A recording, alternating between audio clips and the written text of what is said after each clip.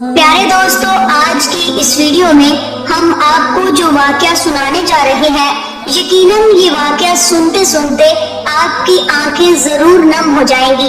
और खास करके वो मेरी बहनें और भाई जिनके घरों में छोटी छोटी बात को लेकर घरेलू नाचाकियां होती हैं, वो भी इस वीडियो को देखने से इंशाल्लाह खत्म हो जाएंगी। इसलिए आपसे गुजारिश है कि इस वीडियो को आखिर तक जरूर देखिएगा, इसमें आपका ही भला है। प्यारे दोस्तों, हजरत बीबी फातिमा सलामुल्लाह अलैहा पैगंबर हजरत मोहम्मद मुस्तफा सल्लल्लाहु अलैहि वसल्लम की प्यारी बेटी और हजरत अली शेर खुदा की बीवी है।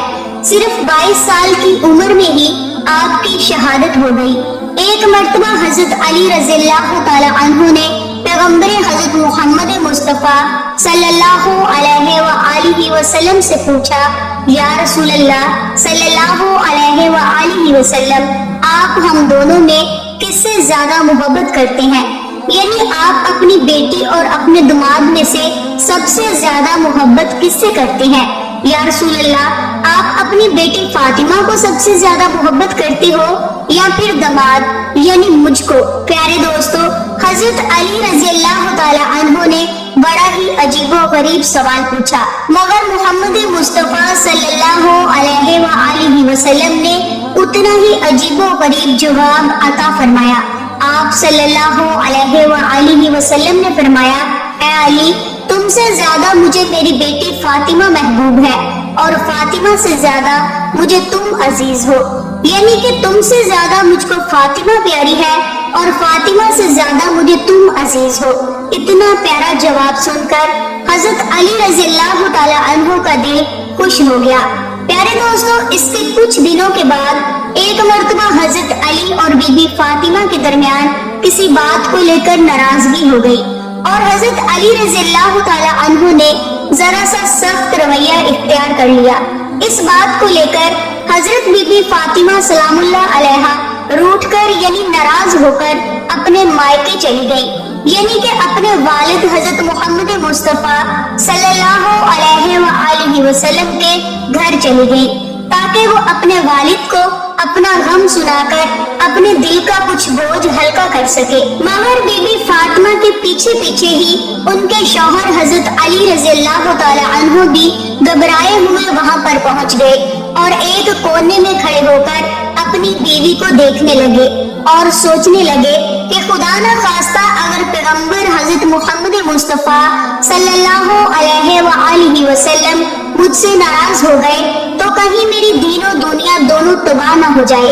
इसीलिए अगर कोई बात यहाँ पर नाराजगी का सबब बनती है तो फौरन उसका हल कर दिया जाए।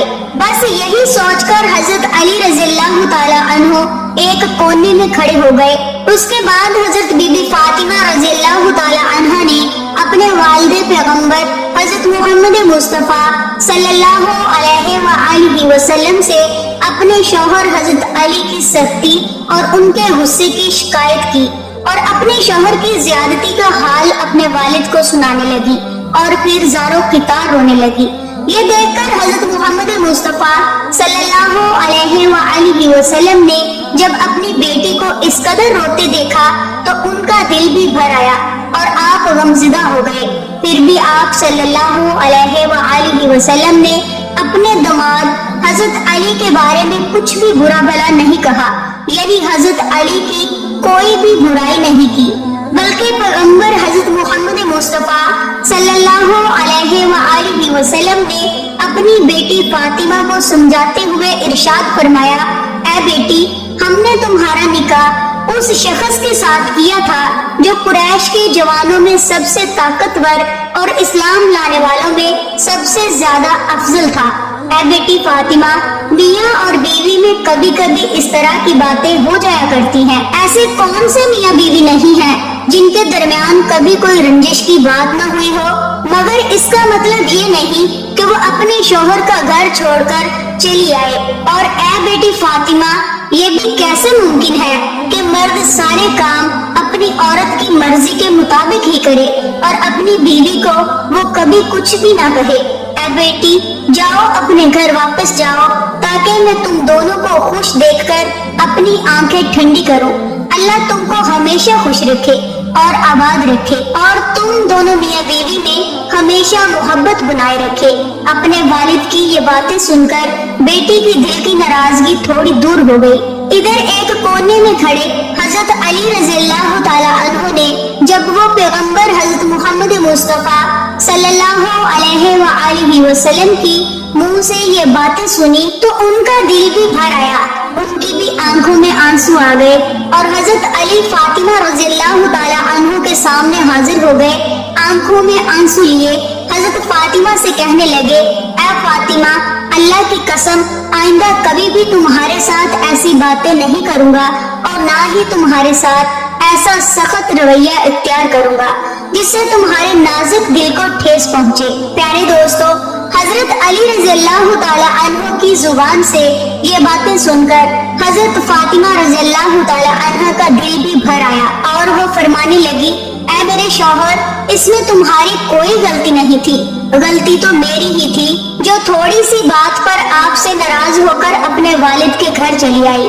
مجھے آپ معاف کر دیجئے۔ اس کے بعد دونوں میاں بیوی محبت سے سرسار ہو کر خوشی سے اپنے گھر لوٹ آئے۔ یہ دیکھ کر پیارے نبی صلی اللہ علیہ وآلہ وسلم کی آنکھوں میں بھی آنسو بہنے لگے۔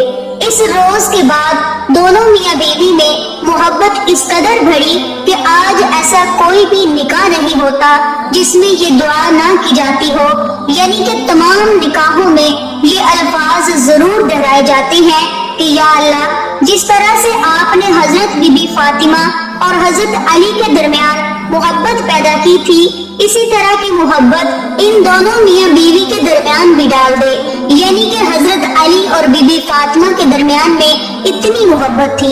اس کے بعد ایک مرتبہ حضرت بی بی فاطمہ بیمار ہو گئی۔